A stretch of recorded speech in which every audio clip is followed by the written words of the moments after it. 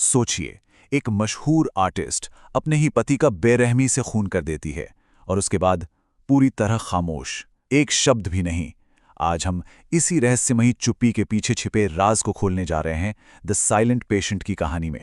यह है इस कहानी की पहली लाइन, सीधी, सपाट और चौंकाने वाली। और बस यहीं से इस पूरे रहस्य की नींव रखी जाती है। तो असली रहस्य यहीं से शुरू होता है। एक जानी मानी पेंटर अपने पति को मार देती है और फिर खामोश हो जाती है। उसकी ये चुप्पी ही अपने आप में सबसे बड़ा सवाल बन जाती है, एक ऐसी पहेली जिसने सबको उलझा कर रख दिया। अब जरा क्राइम सीन को समझिए। दिल दहला देने वाला मंजर था। उसका पति गैब्रियल एक कुर्सी से बंधा हुआ और उसके चेहरे पर एक नहीं, दो नहीं, पूरी 5 गोलियां दागी गई थी। और एलिसिया, वो वहीं पास में खड़ी थी, हाथ में बंदूक लिए। लेकिन उसने न तो हाँ कहा, ना, कुछ नहीं, बस खामोशी। उसकी जुबान तो बंद थी, पर उसके हाथ नहीं। उसने एक आखिरी बयान दिया, बोलकर नहीं, बल्कि एक पेंटिंग बनाकर। शायद यही उसकी खामोशी का जवाब था। इस पेंटिंग का नाम था अल्सेस्टिस, और ये पेंटिंग ये अपने आप में एक कहानी है। इसमें एलिसिया खुद को दिखाती है, लेकिन उसके ठीक सामने रखा कैनवस बिल्कुल खाली है। ये खालीपन, शायद यही उसकी अंदर की खामोशी और उस अनकहे सच का प्रतीक था, है ना? और अब कहानी में एक नया किरदार आता है, थियो फेबर, एक साइकोथेरेपिस्ट जो ठान लेता है कि वो एलिसिया की इस खामोशी को तोड़कर रहेगा।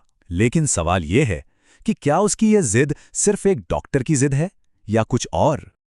तो थियो को प्रोफेशनली यही लगता था कि एलिसिया की खामोशी किसी बहुत बड़े सदमे, किसी ट्रॉमा का नतीजा है, और इसे लगता था कि वही वो इंसान है जो उसे इस सदमे से बाहर निकाल सकता है। लेकिन कहानी में एक ट्विस्ट है। थियो खुद ही ये बात मानता है कि उसका असली मकसद सेल्फिश था। वो कहता है कि वो असल में खुद की मदद करना चाहता था, और बस यहीं से एक नरेटर के तौर पर उस पर शक होना शुरू हो जाता है। अब कहानी का एक और बहुत जरूरी हिस्सा सामने आता है, एलिसिया की एक सीक्रेट डायरी। ये डायरी उसे उसके पति ने ही दी थी, और ये डायरी ही वो अकेली खिड़की है जिससे हम एलिसिया के मन में झांक सकते हैं। डायरी की शुरुआत में एलिसिया लिखती है कि वो इसमें सिर्फ अच्छी बातें, पॉजिटिव थॉट्स ही लिखेगी। वो अपने पति को यकीन दिलाना चाहती थी कि देखो, सब कुछ नॉर्मल है, सब ठीक है। पर क्या वाकई सब ठीक था? नहीं, डायरी के पन्ने कुछ और ही कहानी बयां करते हैं। देखिए, एक तरफ वो लिखती है कि वो अपने पति से कितना प्यार करती है, और दूसरी ही तरफ वो ये भी लिखती है कि उसे अपने घर के बाहर कोई अजीब सा आदमी दिखाई दे रहा है। ये साफ इशारा था कि उसके मन के अंदर एक बहुत बड़ा तूफान चल रहा था। और यहीं से थियो की दुनिया और एलिसिया की डायरी की दुनिया एक दूसरे से टकराने लगती हैं।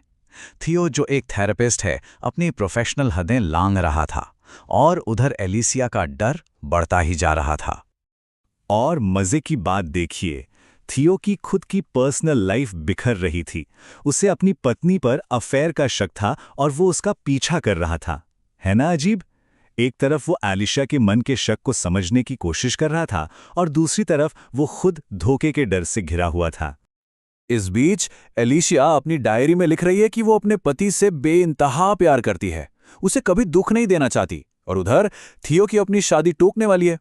कितना बड़ा कॉन्ट्राडिक्शन है ये। और अब आता है कहानी का वो मोड़ जिसका सबको इंतजार था, द बिग ट्विस्ट, जहां ये दो अलग अलग दिखने वाली कहानियां असल में एक ही हैं, और एक ऐसा सच सामने आता है जो सबके होश उड़ा देता है। तो याद है वो आदमी जिसके बारे में एलिसिया ने अपनी डायरी में लिखा था, वो जो उसके घर को घूरता रहता था, जो एक दिन घर में घुस आया और उसे बंदी बना लिया? आखिर वो था कौन? वो आदमी कोई और नहीं बल्कि थियो था। जी हां, कहानी सुनाने वाला, हमारा नरेटर। यही वो सच है जो पूरी कहानी को सिर के बल खड़ा कर देता है। तो असल कहानी ये थी कि थियो की पत्नी का अफेयर एलिसिया के पति गैब्रियल से चल रहा था। थियो उनके घर में गैब्रियल का पर्दाफाश करने गया था। वो एलिसिया को सब सच बताना चाहता था, और बस इसी एक घटना ने उस रात के उस भयानक हादसे को अंजाम दिया। और जब एलिसिया ने आखिरकार थियो से बात करनी शुरू की, तो थियो घबरा गया। उसे डर लगा कि अब उसका राज खुल जाएगा, और इसलिए उसने एलिसिया को हमेशा हमेशा के लिए खामोश करने की कोशिश की। तो आखिर में सवाल यही बचता है कि अगर कहानी सुनाने वाले का ही अपना कोई राज हो, अगर वही भरोसे के लायक ना हो, तो फिर किसकी कहानी पर यकीन किया जाए? ये नॉवेल हमें इसी एक बड़े सवाल के साथ छोड़ देती है कि सच और झूठ के बीच की लाइन असल में कितनी धुंधली होती है।